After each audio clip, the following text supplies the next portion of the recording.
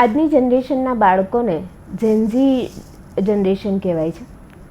આપણને એવું નવાઈ લાગે કે બાળકોને માનસિક તણાવ હોઈ શકે અને બાળકોમાં માનસિક રોગો થાય છે, પરંતુ માનસિક તણાવ બાળકોને પણ થાય છે. જેવું કે બાળકોમાં હવે ભણવાનું ટેન્શન વધ્યું છે, કેરિયરનું ટેન્શન એ લોકોને થતું હોય છે. ઘણીવાર એ લોકોના જે એડોલેસન્ટ ચેન્જીસ થતા હોય એના કારણે પણ એ લોકોને માનસિક તણાવ થતો હોય અને સોશિયલ મીડિયા, વિડીયો ગેમ્સ આ બધા કારણોને કારણે બાળકોને માનસિક તણાવ થતો હોય છે. હું doctor Latika Shah, parenting seminar સિરીઝમાં આજે આપણે બાળકોમાં થતા માનસિક રોગોની વાત કરીશું. આ વિડીયોમાં આપણે બાળકોમાં કયા કયા માનસિક રોગો થઈ શકે છે, માનસિક રોગના લક્ષણો કયા છે અને ટીચર અને પેરેન્ટ્સનો રોલ શું છે એના વિશે વાત કરીશું. તમને એક આરવ નામના છોકરાની વાત કરું. આરવ 10 વર્ષનો છોકરો, બહુ ડાયો છોકરો, ભણવામાં હોશિયાર, એને સ્કૂલે જવું બહુ ગમતું, પણ થોડા સમયથી એને સ્કૂલે જવું નથી ગમતું. સ્કૂલે જવાનું હોય તો એને ખૂબ ડર લાગે. એને સ્કૂલે જવાનું કહીએ તો એવું કહે ઘણીવાર મારું માથું દુખે છે, ઘણીવાર એવું કહે કે મને પેટમાં દુખે છે અને દરેક નાની નાની વસ્તુ પર ડરતો હોય એવું એના મા બાપે નોટિસ કર્યું. થોડો સમય તો પપ્પા મમ્મીને એવું લાગ્યું કે આ નાટક કરે છે, જિદ્દી છે, આ ટીનેજ શરૂ થયું છે તો કદાચ એના ચેન્જીસ હોઈ શકે છે. પરંતુ જ્યારે એમણે જોયું કે એની પરીક્ષા હતી તો પણ એ બેઠો નહીં, એને ખૂબ ગભરામણ થવા માંડી, પરસેવો થવા માંડ્યો અને ત્યારે એ મારી પાસે લઈ આવ્યા. જ્યારે મેં એની ડિટેલ હિસ્ટ્રી લીધી ત્યારે ખબર પડી કે એને જનરલાઇઝ એન્ઝાયટી ડિસઓર્ડર હતો. આ જે એન્ઝાયટી ડિસઓર્ડર છે એમાં બાળકોને ખૂબ ટેન્શન થાય, ડર લાગ્યા કરે, મા બાપથી અલગ થવાનું હોય તો સેપરેશન એન્ઝાયટી થવા માંડે. ઘણીવાર એન્ઝાયટી કહી ના શકે એટલે એ લોકો એવું કહે કે મને માથું દુખે છે, મને પગ દુખે છે અથવા તો હેડેક થતું હોય છે અને દરેક નાની નાની વસ્તુઓ પર એ લોકોને ડર લાગતા હોય છે. તો આને એન્ઝાયટી નામની બીમારી કહેવાય. એન્ઝાયટી 3-4 જાતની હોય છે, જેમાં generalise anxiety disorder, separation anxiety, social anxiety. તો આવા એના ડિફરન્ટ ટાઈપ્સ હોય છે. બીજી એક વાત કરું મીરા નામની છોકરીની. મીરા 13 વર્ષની છોકરી છે. એને રમવું બહુ ગમે, એને કોઈની સાથે ફ્રેન્ડ સાથે ફરવા જવું ગમે, એને ડ્રોઈંગ કરવું બહુ ગમે. પરંતુ થોડા સમયથી એને આ દરેક એની જે એક્ટિવિટીમાં પહેલાં મજા આવતી હતી એ કોઈ એક્ટિવિટીમાં એ ભાગ લેતી બંધ થઈ ગઈ. પછી ફ્રેન્ડ્સ બોલાવવા આવે તો રમવા પણ નહીં જાય, પોતાની રૂમમાં બેસી રહે, મમ્મી પપ્પા કંઈ કહે તો ગુસ્સો થઈ જાય, કારણ વગરનું રડ્યા કરે. અને એના ફ્રેન્ડ્સની જોડે એકવાર એની મમ્મીએ વાત સાંભળી તો એવું કહેતી હતી કે હવે તો મારે એવું લાગે છે કે હું એક બોજ બની ગઈ છું, બર્ડન છું અને મને હવે કોઈ જ લાઈફમાં એવું લાગતું નથી કે હું કંઈ કરી શકું. કોઈ વાત પર એની મમ્મી સાથે એકવાર આર્ગ્યુમેન્ટ થઈ અને કિચનમાં જ વાત થતી હતી અને એટલી ગુસ્સે થઈ ગઈ કે એણે જે કિચનમાં ચપ્પુ પડ્યું હતું એ લઈને એની નસ કાપી કાઢી અને ત્યારે માતા પિતા બહુ જ ગભરાઈ ગયા. આના પહેલાં એમને એવું લાગતું હતું કે આ નાટક કરે છે, પણ હવે એમને થોડું ટેન્શન થયું. મારી પાસે આવ્યા ત્યારે ખબર પડી કે એને ડિપ્રેશન નામનો રોગ છે અને પછી એને મેન્ટલ હેલ્થ પ્રોફેશનલ પાસે મોકલ્યા. પ્રોપર મેડિકેશન લેવામાં આવી, એનું કાઉન્સેલિંગ કરવામાં આવ્યું અને મીરા અત્યારે નોર્મલ છે. તો આ ડિપ્રેશન નામની બીમારીના કેવા લક્ષણ હોય છે? ડિપ્રેશનમાં બાળકો જે પોતાની એક્ટિવિટી પહેલાં ગમતી હોય એ એક્ટિવિટી કરવાનું બંધ કરી દે, રૂમમાં બેસી રહે, ઘણીવાર વધારે પડતું ઊંઘે, ઘણીવાર બહુ ઓછું ઊંઘે. એવી જ રીતે ખોરાકમાં વધારે પડતું ખાવા માંડે અથવા ઘણીવાર એકદમ ખાવાનું છોડી દે. પછી એ લોકોને જે બીજી ફિલિંગ્સ આવતી હોય જેમાં હોપલેસનેસ, વર્થલેસનેસ અને હેલ્પલેસનેસની ફિલિંગ્સ આવતી હોય. એટલે બાળકને એવું લાગે કે મારું ભવિષ્ય બહુ અંધકારમય છે, હું તમારા માટે બર્ડન છું, ઘણીવાર મરવાનો પ્રયત્ન પણ કરે. તો આ બધા લક્ષણો ડિપ્રેશનના હોઈ શકે. એ લોકોના જે ભણવાનું જે ગ્રેડ હોય એ ઓછા થઈ જાય, ઘણીવાર કારણ વગરના રડ્યા કરે, માતા પિતા સાથે આર્ગ્યુમેન્ટ કરે, ખૂબ ગુસ્સે થઈ જાય અને ઘણા છોકરાઓ રૂમ બંધ કરીને બેસી રહેતા હોય. સો એવા ઘણા બધા સ્પેક્ટ્રમ હોય છે ડિસીઝના અને ત્યારે તમે કહી શકો કે ડિપ્રેશન નામની બીમારી છે. બીજું એક ધ્રુવ નામના છોકરાની વાત કરું. ધ્રુવ 9 વર્ષનો અને જ્યારે મારી પાસે એના મમ્મી પપ્પા લઈ આવ્યા ત્યારે એવું હતું કે મેડમ આની ક્લાસમાં બહુ જ કમ્પ્લેન આવે છે. ટીચર એવું કહે છે કે આખા ક્લાસને હેરાન કરે, એક જગ્યાએ બેસે નહીં, એને એક ટાસ્ક પૂરો કરવાનો આપે તો એ કરે નહીં, કોઈ બોલતું હોય તો એને બોલવા નહીં દે, પોતે વચ્ચે બોલી જાય, આખા ક્લાસને ડિસ્ટર્બ કરે. એની મમ્મીને કેવું હતું કે હું ઘરે બી એને ભણવા બેસાડું ને તો એના ભાઈને ડિસ્ટર્બ કરશે, 5 મિનિટ થાય એટલે કે મારે બાથરૂમ જવું છે, એટલે મા બાપ બી એને મારતા, ટીચર બી મારતા. અને જ્યારે પૂરી હિસ્ટ્રી લીધી ત્યારે ખબર પડી કે એને attention deficient hyper activity disorder હતો, ADHD. અને એને પછી મેન્ટલ હેલ્થ પ્રોફેશનલ પાસે મોકલ્યો અને એની ટ્રીટમેન્ટ શરૂ થઈ. તો તમે આ ત્રણેય બાળકોમાં જોશો તો માતા પિતાએ એવું ક્યારે બી વિચારેલું નહીં હતું કે બાળકને માનસિક રોગ છે.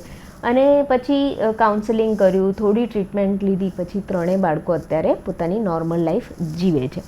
બીજા કયા રોગો હોઈ શકે છે? એક છે ઓટિઝમ સ્પેક્ટ્રમ ડિસઓર્ડર. તો ઓટિઝમવાળા બાળકોને શું થાય કે એ લોકોને વાતચીત કરવામાં પ્રોબ્લેમ થતો હોય છે, આઈ ટુ આઈ કોન્ટેક્ટ નહીં કરી શકે. એ લોકોનું એક ફિક્સ રૂટીન હોય ત્યાં સુધી વાંધો નથી આવતો, પણ જ્યારે રૂટીન તૂટે ત્યારે એ લોકો એડજસ્ટ નથી કરી શકતા, કોઈના હાવભાવ ઓળખી નથી શકતા, અને બેઝિકલી એ લોકોને કોમ્યુનિકેશન કરવામાં પણ પ્રોબ્લેમ હોય છે, થોડા ધીમા હોય છે, બોલવામાં તકલીફ પડતી હોય. તો આવા લક્ષણો ઓટિઝમમાં જોવા મળતા હોય છે. બીજું છે લર્નિંગ ડિસઓર્ડર. લર્નિંગ ડિસઓર્ડર એ એક ન્યુરો ડેવલપમેન્ટ ડિસઓર્ડર છે, અને એમાં બાળકોને વાંચવામાં, લખવામાં, મેથ્સમાં એ બધામાં ઇશ્યુ થતા હોય છે. અને આ લર્નિંગ ડિસેબિલિટીની મેં એક અલગ પૂરી વિડીયો બનાવી છે, એ જોશો તો તમને વધારે ખ્યાલ આવશે.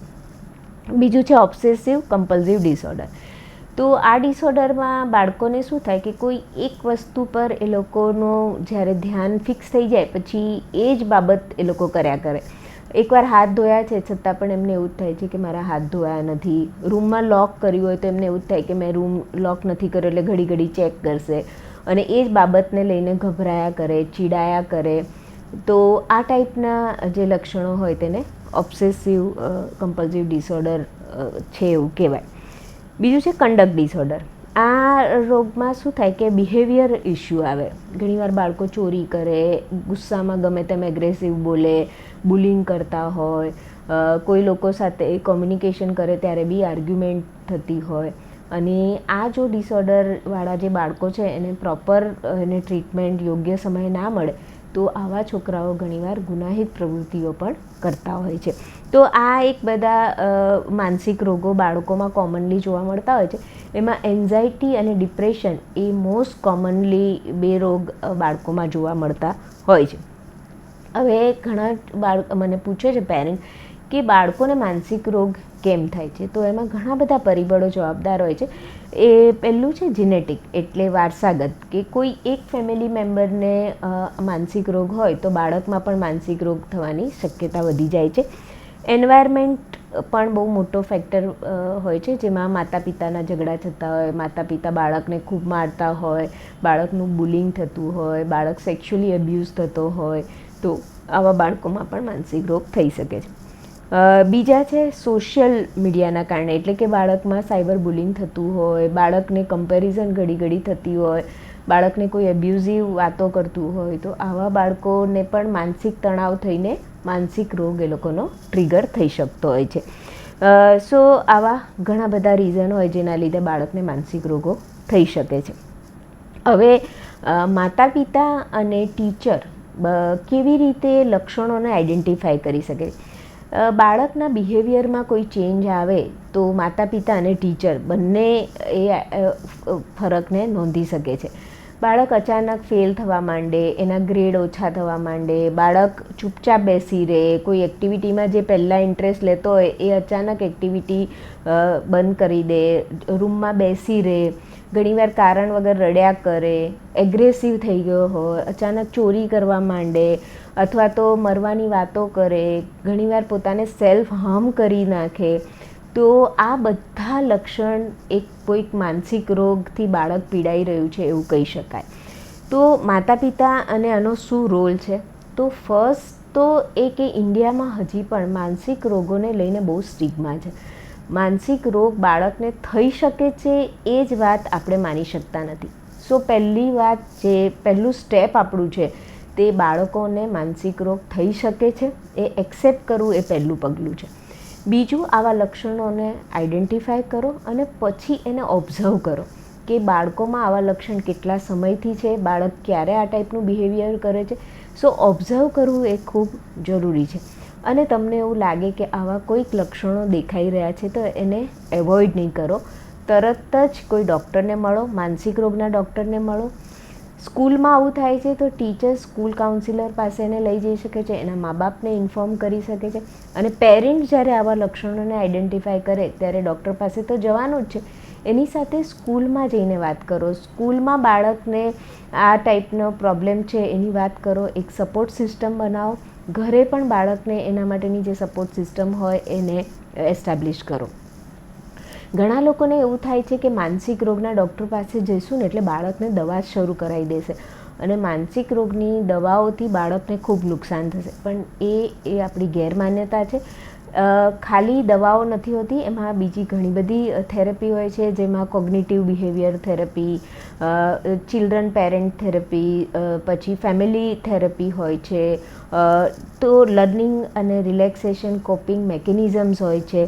સો બાળકોને અલગ અલગ જાતની થેરપી એ લોકો આપતા હોય છે, જેમાં બાળકને કાઉન્સેલિંગ કરે, બાળકને પોતાને સમજાવે કે એને કઈ માનસિક બીમારી છે અને એની સાથે કેવી રીતે કોપઅપ કરીને નોર્મલ લાઈફ જીવી શકે છે. મેડિટેશન માટે એ લોકો સલાહ આપતા હોય છે, માઇન્ડફુલનેસ કેવી રીતે રહેવું. સો ખાલી દવાઓ એનો સોલ્યુશન નથી હોતું. ઘણું બધું મલ્ટિપલ વસ્તુઓથી ડૉક્ટરો આપણને ગાઈડ કરતા હોય છે. માનસિક રોગને અર્લી ડિટેક્શન, જેટલું વહેલામાં વહેલું નિદાન થાય એટલો જ એનો જે આઉટકમ છે, એટલે કે એનો જે ટ્રીટમેન્ટ પાર્ટ છે એ બહુ જ ઇઝી હોય છે અને સારો એનો આઉટકમ આવે છે. એટલે તમારા બાળકોમાં આવા કોઈ લક્ષણો દેખાય તો એને અવગણો નહીં, એને ઓબ્ઝર્વ કરો, ડૉક્ટરને મળો અને પછી તમારા બાળકને મદદ કરો. એવું કહેવાય કે જે બાળકની માનસિક હાલત, જે માનસિક હેલ્થ છે એને જો તમે પ્રોપર રાખશો તો બાળકનું જે પોટેન્શિયલ છે, બાળકની જે ક્ષમતા છે એને તમે બહુ સારી રીતે ખીલવી શકશો.